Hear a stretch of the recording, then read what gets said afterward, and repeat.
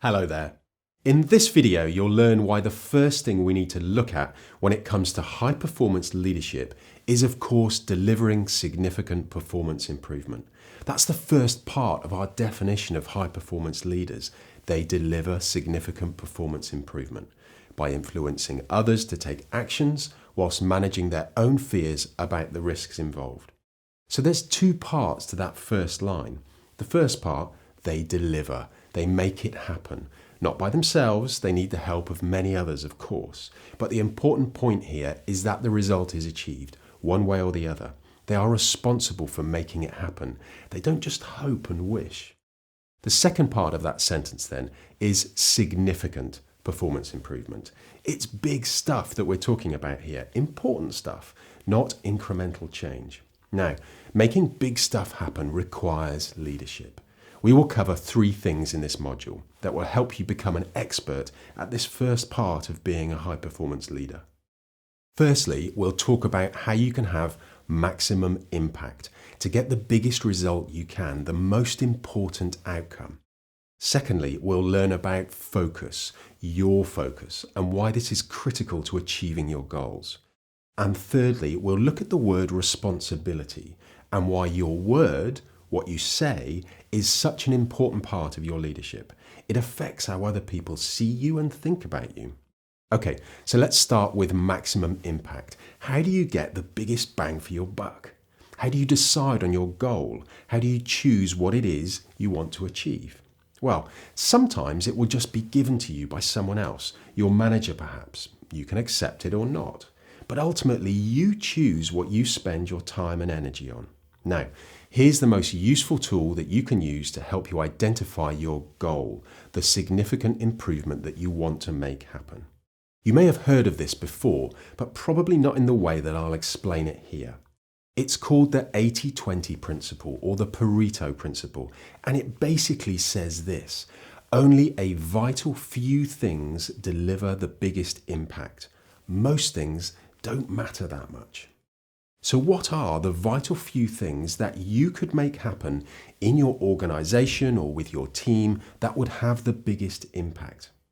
Write down a list of all those things, the projects, the achievements, the objectives that you could focus your time and energy on. Now, look through the 80-20 lens at the items on that list. Which ones are the vital few things that will deliver the biggest impact, that are significantly more important than the others? Okay, now you have your shortlist. Look at it again. Which one thing on that shortlist is the most important in terms of results? Which one thing will have the biggest impact? Because there's always an 80-20 within the 80-20. There's always the vital few within the vital few.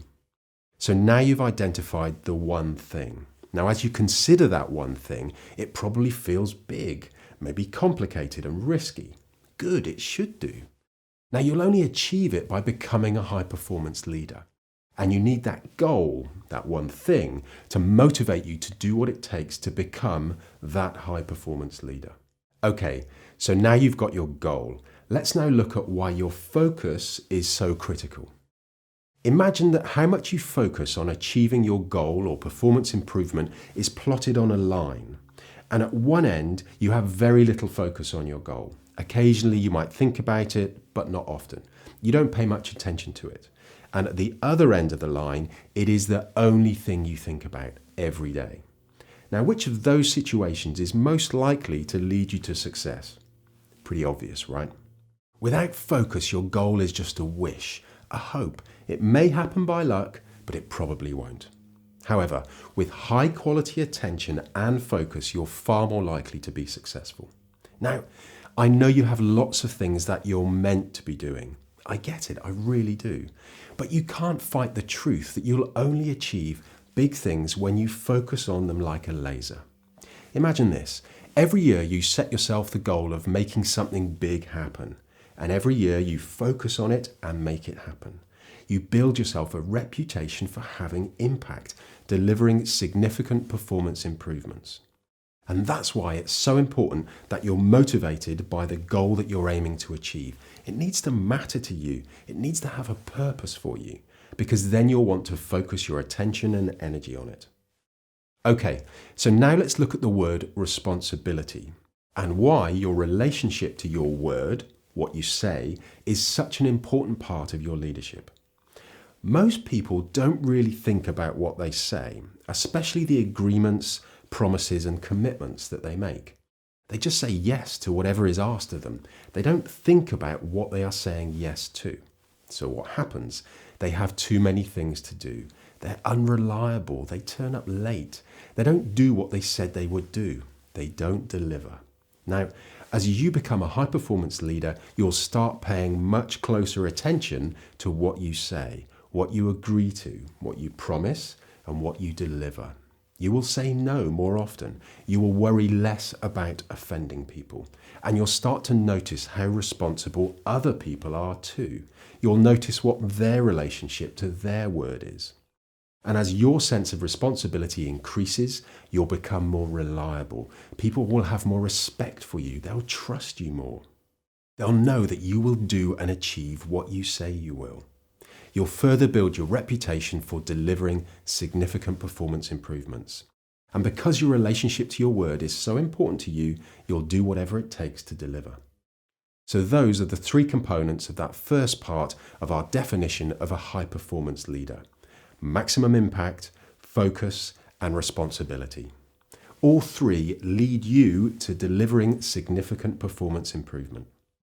Next to this video, you'll find activity guides that give you some simple exercises that you can do to reinforce those three components. In the next video in this program, we'll talk about the second part of our definition, by influencing others to take actions. So good luck, and I'll see you in the next session.